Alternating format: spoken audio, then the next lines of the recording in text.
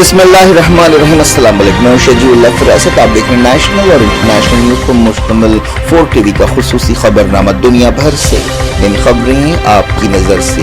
Gaza जंग के बाद अब लेबनान में भयानक जंग का खतरा मंडलाने लगा है। हिजबुल्लाह के एक दिन पहले के हमलों के बाद इसराइल ने लेबनान में कई जगह बदतरीन हमले किए हैं, जिनमें कम से कम 100 लोग जाँ बहक हुए हैं और 400 जख्मी हुए हैं। इन हमलों से दहशत मची हुई है। हिजबुल्लाह ने भी आग के बदले आग की वार्निंग दे दी है। इस खबर के तमाम पहलुओं की बात करेंगे। सबसे पहले हेडलाइंस। मीठे के बगैर खुशियाँ तो वैसे ही फीकी लगती हैं। बेकवेल केक हाउस के खुशनुमा और ताज़ा तरीन ड्राई फ्रूट से बनी चौबे की पूरी और शाही चावल की खीर के साथ। जी हाँ, शहर हैदराबाद में पहली मर्तबा बेकवेल केक हाउस की शानदार पेशकश। नंबर 1 क्वालिटी की जाफरान, बादाम, पिस्ता और भी कई ड्राई फ्रूट्स की मेल जोल में तैयार की गई चौबे की पूरी और शाही चावल की खीर, क्योंकि हम रखते हैं आपकी खुशियों का ख्याल। स्विगी और जोमेटो से भी हासिल कर सकते हैं। बेकवेल केक हाउस, टोली चौकी, एक्स रोड, हैदराबाद।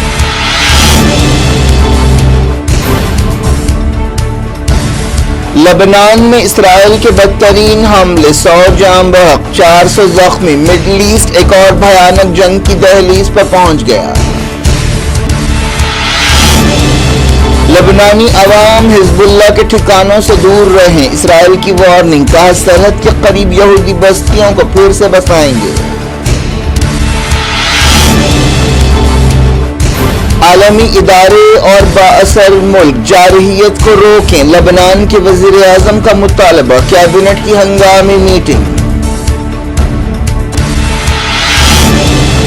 आंख के बदले आंख। हिजबुल्लाह ने कहा बदला लेंगे। नॉर्थ इसराइल के सिविलियंस को तखलिए की वार्निंग।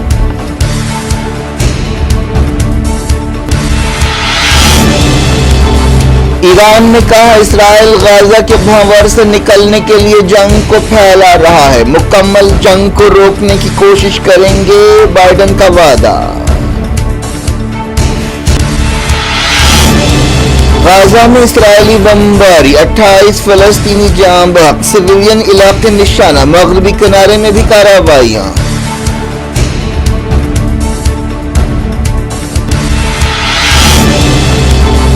श्रीलंका में कम्युनिस्ट लीडर दिसानायके ने लिया हलफ। कहा सबके साथ मिलकर चैलेंजेस से निपटेंगे। जजीरे में मार्क्सी सदर से इंडिया की मुश्किलें बढ़ी।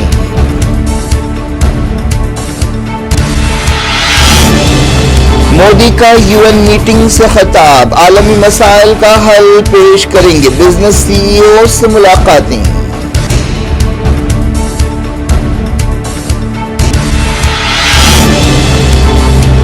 फिल्म लापता लेडीज ऑस्कर में इंडिया की सरकारी एंट्री। बेहतरीन गैर मुल्की फिल्म के जुमरे में मुकाबला करेगी।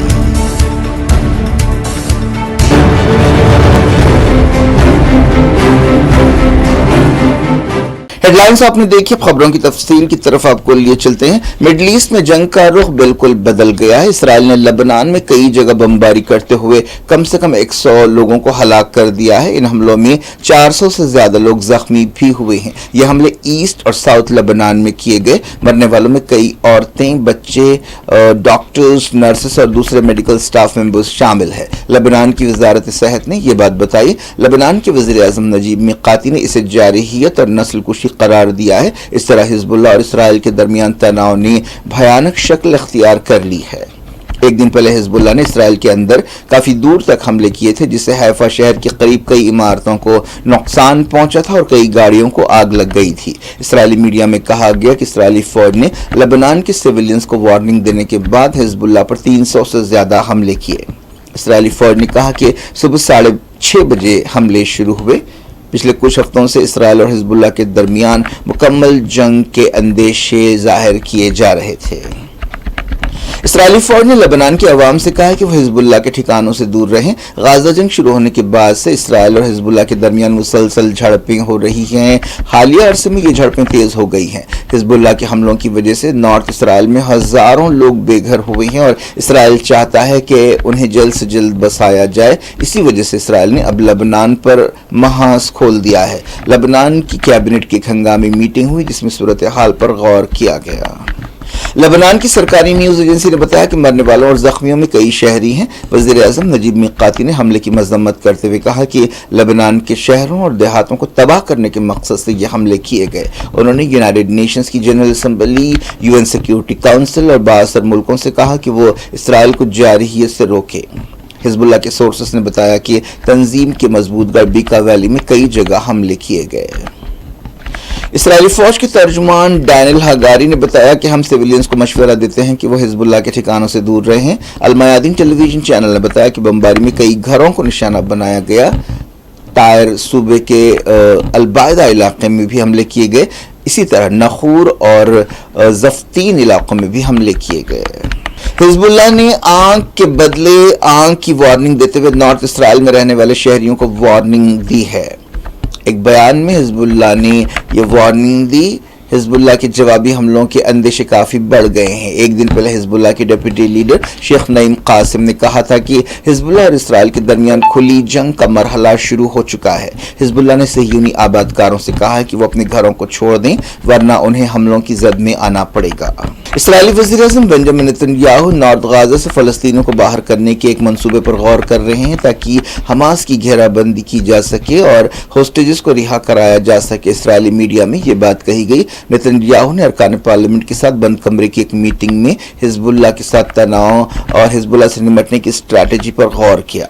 زراعی اسرائیلی صدر آئزیک ہرزوگ نے کہا کہ اسرائیل جنگ نہیں چاہتا لیکن ہمارے لوگوں کی حفاظت کرنا ہمارا فرض اور ہمارا حق ہے۔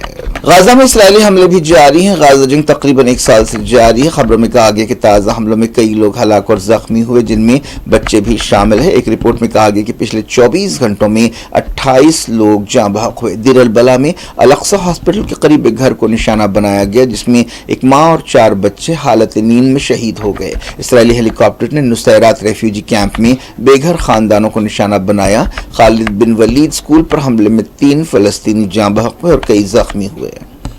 پچھلے سال اکتوبر کے بعد سے غازہ میں اسرائیل کے حملوں میں 41,431 فلسطینی جاں بحق ہو چکے ہیں اور 95,818 زخمی ہوئے ہیں۔ غازہ جنگ کے 353 دن پورے ہو چکے ہیں۔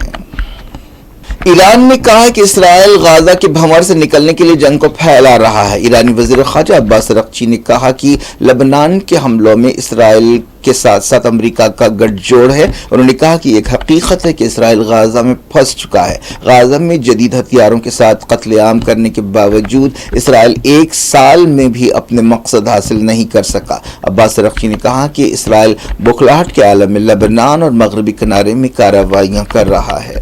اس دوران اسرائیل نے مغربی کنارے میں بھی کئی کارروائیاں کی۔ کئی جگہ دھاوے کرتے ہوئے درجنوں فلسطینیوں کو گرفتار کیا گیا۔ ایران اور سعودی عرب کے فارن منسٹرز نے امریکہ میں UN جنرل اسمبلی کے موقع پر ملاقات کی اور مڈل ایسٹ کی تازہ صورتحال خاص طور پر حزب اللہ اور اسرائیل کے درمیان تناؤ کے بارے میں بات چیت کی۔ امریکی صدر جو بائیڈن نے مڈل ایسٹ کے تناؤ پر فکر مندی کا اظہار کیا ہے اور کہا ہے کہ وہ مکمل جنگ کو ٹالنے کی کوشش کر رہے ہیں۔ امریکی صدر نے کہا کہ ان کی حکومت نہیں چاہتی کہ اسرائیل اور حزب اللہ کے درمیان بڑی جنگ ہو۔ وائٹ ہاؤس کے ساؤتھ لان میں میڈیا سے بات چیت کرتے ہوئے انہوں نے کہا کہ ہم ایک بڑی جنگ روکنے کے لیے ہر ممکن کوشش کریں گے، ہم اس کے لیے کافی محنت کر رہے ہیں۔ غازہ کی حماس اور لبنان کی حزب اللہ تنظیم کا کہنا ہے کہ اسرائیل کو امریکہ کی مکمل پشت پناہی اور سپورٹ حاصل ہے۔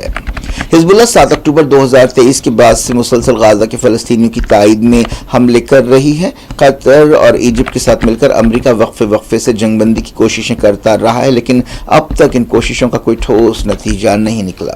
کولمبیا کے صدر نے یہودیوں کی مخالفت کے الزامات کو رد کر دیا ہے اور کہا ہے کہ غازہ میں اسرائیل کی نسل کشی کی مخالفت کرنا یہودیوں کی مخالفت نہیں ہے۔ کولمبیا کے صدر گوسٹاو پیٹرو نے اسرائیل کے ہاتھوں 20,000 سے زیادہ فلسطینی بچوں کے قتل عام پر انٹرنیشنل میڈیا کی خاموشی پر تنقید کی۔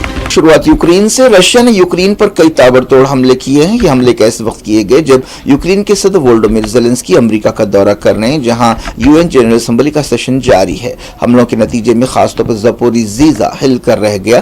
معلوم ہوا کہ زیلنسکی امریکی صدر جو بائیڈن اور نائب صدر کملا ہیرس اور صدارتی امیدوار ڈونلڈ ٹرمپ سے ملاقات کرتے ہوئے رشیا کے خلاف جیت حاصل کرنے کے سلسلے میں ایک منصوبہ پیش کرنے والے ہیں۔ رشیا نے کئی گائیڈڈ میزائلز اور ڈرونز سے حملے کیے۔ یوکرین ایئر فورس نے دعویٰ کیا کہ اس نے کئی ڈرونز اور میزائلز کو مار گرایا۔ تازہ حملوں میں کم سے کم 23 لوگ زاپوریزھیا میں زخمی ہوئے۔ حالیہ عرصے میں یوکرین میں رشیا کے حملے تیز ہو گئے ہیں۔ زاپوریزھیا کے گورنر نے بتایا کہ جملہ 363 حملے کیے گئے۔ سری لنکا میں کمیونسٹ لیڈر انورا کمارا دیسانائکے نے صدر کی حیثیت سے حلف لے لیا ہے، جنہوں نے حیرت انگیز طور پر صدارتی الیکشن میں کامیابی حاصل کی ہے۔ ووٹرز نے روایتی لیڈرشپ کو رد کر دیا۔ سری لنکا کئی برسوں سے معاشی بحران سے دوچار ہے، خاص طور پر کووڈ کے بعد اس کی صورتحال بہت خراب ہو گئی ہے۔ 55 سالہ دیسانائکے کمیونسٹ اتحاد کی حکومت کی قیادت کریں گے۔ انہوں نے ہفتے کو ہونے والے صدارتی الیکشن میں صدر رانیل وکرمسنگھے، اپوزیشن لیڈر ساجد پریمداسا اور 35 دوسرے امیدواروں کو شکست دی۔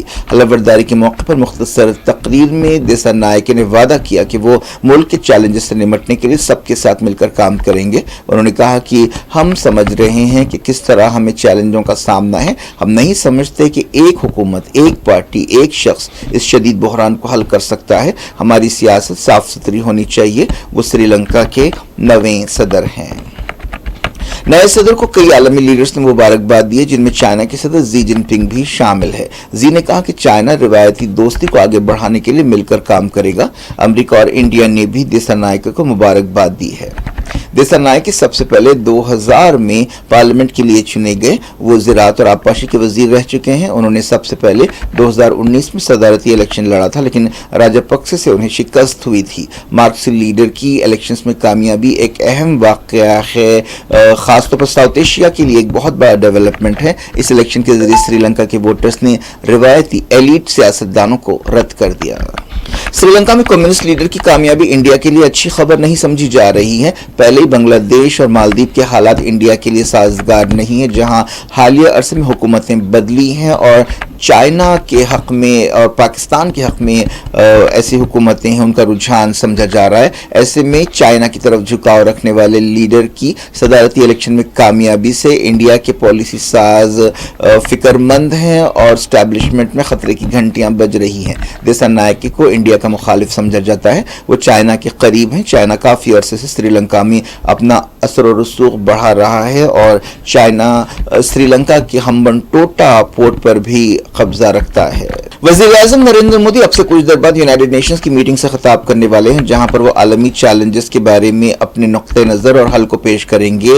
اس کانفرنس کا موضوع مستقبل ہے۔ مودی 3 دن کے امریکہ دورے پر ہیں۔ انہوں نے امریکی عہدیداروں کے ساتھ ساتھ عالمی صورتحال، آپسی تعلقات، آرٹیفیشل انٹیلیجنس اور دوسرے معاملات پر بات چیت کی ہے۔ مودی نے اس سے پہلے کوآڈ سمٹ میں شرکت کی۔ کوآڈ 4 ملکوں کا ایک گروپ ہے جس میں انڈیا، امریکہ، آسٹریلیا اور جاپان شامل ہے۔ انہوں نے امریکی صدر جو بائیڈن، جاپان کے پرائم منسٹر فومیو کیشیڈا اور آسٹریلیا کے پرائم منسٹر اینتھونی البنیز کے ساتھ آپسی ملاقاتیں بھی کی۔ وہ بزنس سی ای اوز سے بھی ملے۔ انہوں نے انڈین کمیونٹی سے بھی خطاب کیا۔ سورسز نے بتایا کہ مودی عالمی بحرانوں پر انڈیا کا نقطہ نظر اور امکانی حل پیش کرنے والے ہیں۔ انہوں نے بزنس سی ای اوز سے کہا کہ وہ انڈیا میں انویسٹمنٹ کرے اور انڈیا میں انویسٹمنٹ کے لیے حالات سازگار ہیں۔ انہوں نے امریکہ میں رہنے والے انڈینز سے کہا کہ وہ امریکہ میں انڈیا کے سفیر ہیں، نمائندے ہیں۔ انہوں نے نیو یارک میں ایک پرجوش انڈین کمیونٹی سے خطاب کیا۔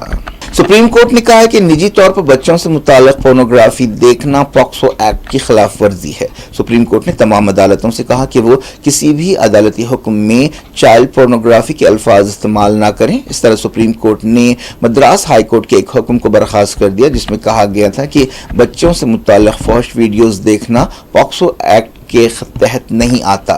جسٹس جے بی پاردیوالا نے یہ فیصلہ لکھا۔ اس سال مارچ میں chief justice of India D Y Chandrachud کی قیادت والی بینچ نے ایک درخواست پر نوٹس جاری کی تھی۔ اس درخواست میں مدراس ہائی کورٹ کے حکم کو چیلنج کیا گیا تھا۔ فلم لاپتہ لیڈیز 2025 کے آسکرز کے لیے انڈیا کی آفیشیل انٹری ہوگی۔ کرن راؤ نے یہ فلم بنائی ہے۔ اسے بہترین غیر ملکی فلم کے زمرے میں آسکر میں بھیجا گیا ہے۔ فلم فیڈریشن نے یہ اعلان کیا۔ ایک 13 رکنی سلیکشن کمیٹی نے اس इस फिल्म को चुना है। इस फिल्म को आमिर खान और किरण राव ने प्रोड्यूस किया है। इस फिल्म में इंडिया में औरतों के हालात को दिखाया गया है। फिल्म में दो दुल्हनें ट्रेन में सफर के दौरान बिछड़ जाती हैं और मिजाहिया अंदाज में फिल्म के जरिए एक असरदार पैगाम दिया गया है। क्या कुछ हो रहा है आपकी दुनिया में, आखिर में हेडलाइंस दुनिया भर से एक बार फिर देखते हैं। मीठे के बगैर खुशियां तो वैसे ही फीकी लगती हैं। बेकवेल केक हाउस के खुशनुमा और ताजा तरीन ड्राई फ्रूट से बने चौबे की पूरी और शाही चावल की खीर के साथ। जी हाँ, शहर हैदराबाद में पहली मर्तबा बेकवेल केक हाउस की शानदार पेशकश। नंबर 1 क्वालिटी की जाफरान, बादाम, पिस्ता और भी कई ड्राई फ्रूट्स के मेल जोल में तैयार की गई चौबे की पूरी और शाही चावल की खीर, क्योंकि हम रखते हैं आपकी खुशियों का ख्याल। स्विगी और जोमेटो से भी हासिल कर सकते हैं। बेकवेल केक हाउस, टोली चौकी, एक्स रोड, हैदराबाद।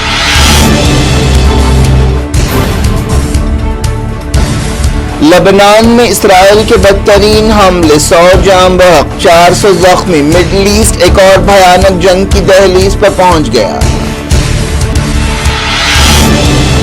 लेबनानी अवाम हिजबुल्लाह के ठिकानों से दूर रहें, इसराइल की वार्निंग। कहा सरहद के करीब यहूदी बस्तियों को फिर से बसाएंगे।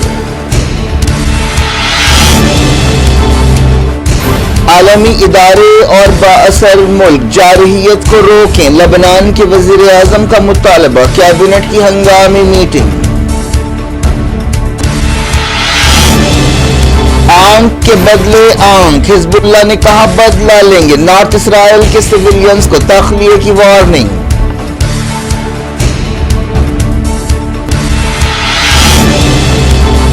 ईरान ने कहा इसराइल गाजा के भंवर से निकलने के लिए जंग को फैला रहा है, मुकम्मल जंग को रोकने की कोशिश करेंगे, बाइडेन का वादा।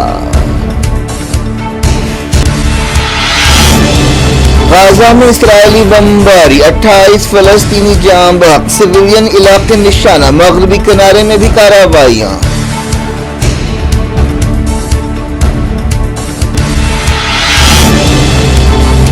श्रीलंका में कम्युनिस्ट लीडर दिसानायके ने लिया हलफ। कहा सबके साथ मिलकर चैलेंजेस से निपटेंगे। जजीरे में मार्क्सी सदर से इंडिया की मुश्किलें बढ़ी।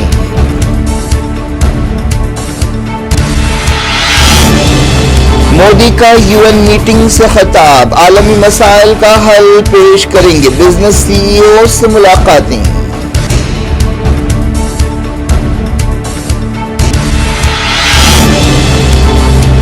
फिल्म लापता लेडीज ऑस्कर में इंडिया की सरकारी एंट्री, बेहतरीन गैर मुल्की फिल्म के जुमरे में मुकाबला करेगी।